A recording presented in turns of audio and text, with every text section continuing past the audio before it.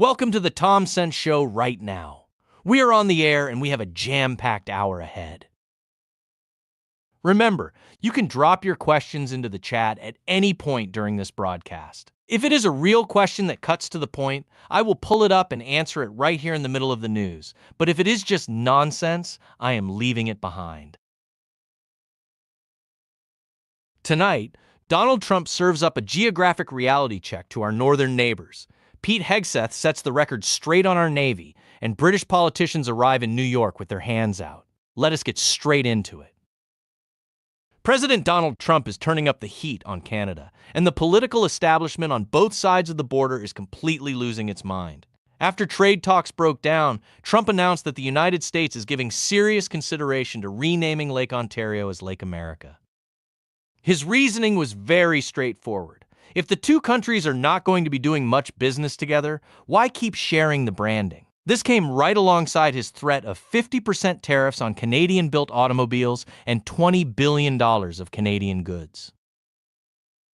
Canadian officials are completely panicked, while Prime Minister Mark Carney previously warned of dollar-for-dollar retaliatory tariffs. Meanwhile, border state lawmakers in places like New York are running to the nearest microphone, complaining about the legal and geographic practicality of renaming an international body of water. They act like putting a name on a map is some sacred global treaty that can never be touched. If Canada wants to shut its markets, threaten retaliatory taxes, and pretend it holds all the cards, they should not be surprised when the country paying all the bills decides to repaint the signs. For decades, our neighbors up north assumed they could take American trade for granted and lecture us while doing it. Donald Trump is reminding everyone who actually owns the leverage in this relationship. If Ottawa thinks they can run a trade war against American industry without losing their shirt, they are about to find out how cold that lake really gets. The aircraft carrier USS Abraham Lincoln is scheduled to dock in Thailand next week for some well-deserved rest and recreation after completing a record-breaking deployment of more than 200 consecutive days at sea without a single port call. That is roughly 5,000 American sailors and Marines who left the Middle East on the 22nd of August after doing heavy operational duty during the war with Iran. Of course, the moment our military accomplishes something historic, Democrats in Congress and military family groups start raising alarms, complaining about declining crew morale, mental health strain, and supply shortfalls. Defense Secretary Pete Hegseth had to step in and defend our operational readiness, setting the record straight that reports of poor aboard conditions have been totally mischaracterized. These sailors did what the United States military was built to do: project unmatched strength across the globe and protect American interests under real pressure.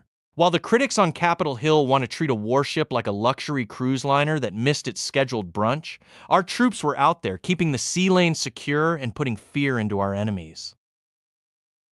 Pete Hegseth understands that military readiness is not about making Washington politicians comfortable, it is about getting the mission done. The ship is taking on supplies and giving the crew some shore leave in Thailand before heading home to San Diego. The 5,000 men and women aboard that carrier just proved what American naval power actually looks like. Over in the Philippines, a massive public scandal has erupted following catastrophic flooding in metropolitan Manila.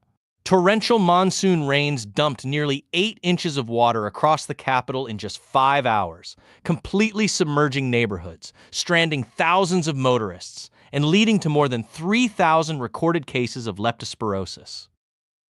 In the surrounding outer provinces, emergency relief teams are still struggling to navigate dangerous mudslides.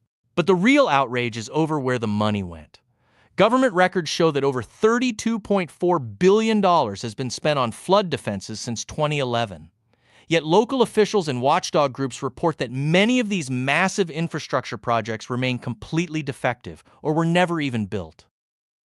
Now, civic groups and opposition lawmakers are demanding an independent audit of public works contracts to find out how billions of tax dollars disappeared while the streets turned into rivers. It turns out that pouring tens of billions of dollars into bloated government agencies does not stop a flood if the money gets pocketed before a single shovel hits the dirt. The people of Manila are left wading through contaminated water because the politicians were far more interested in funding their own networks than building actual concrete defenses. When a government treats basic public works as an endless cash cow for well-connected contractors, the truth always comes out the moment the storm hits. Robert Bolzicko in the YouTube chat is still worked up about President Trump and Lake Ontario while we are looking at real disaster relief across the Pacific.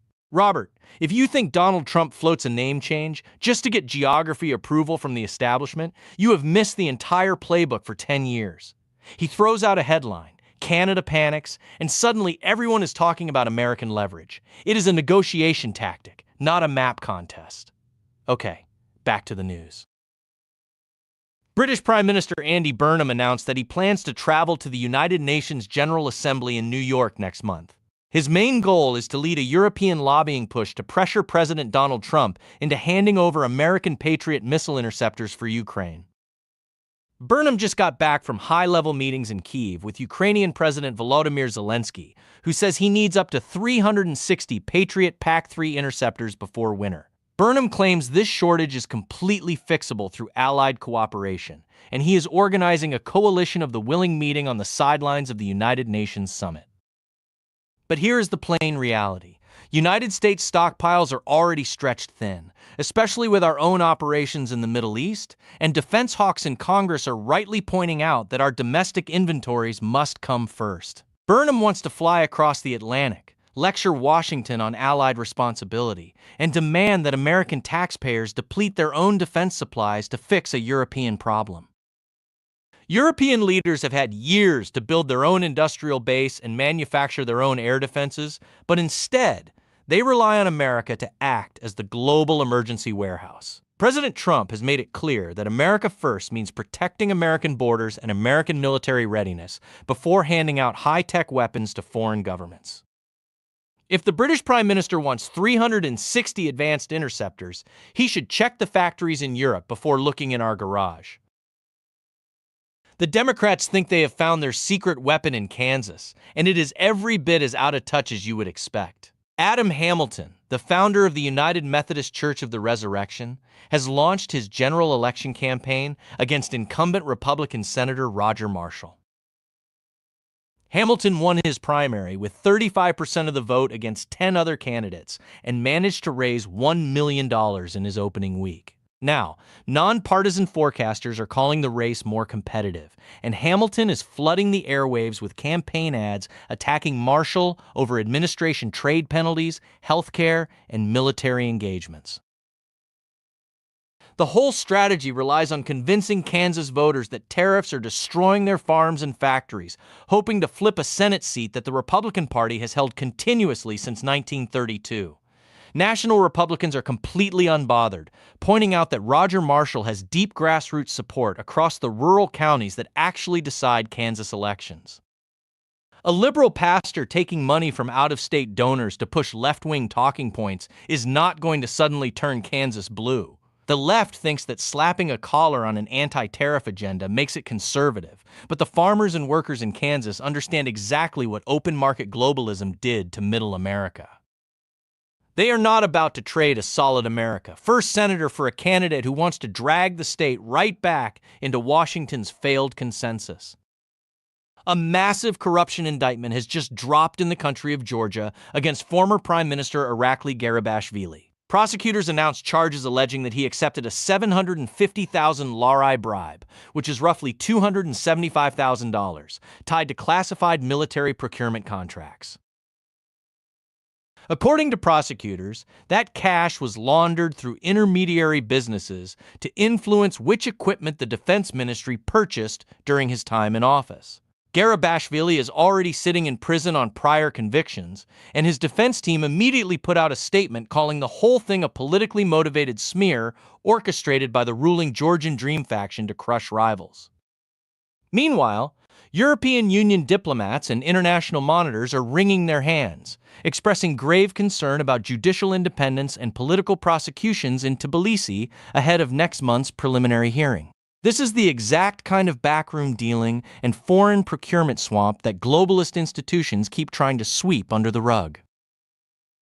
Whenever hundreds of millions of dollars in international defense contracts start moving through foreign capitals, government officials suddenly start finding envelopes full of cash in their side businesses. Then, The moment anyone gets caught, the defense is always the exact same script about political persecution. The people running these foreign defense establishments spent years enriching themselves off state contracts while telling the public it was all for national security.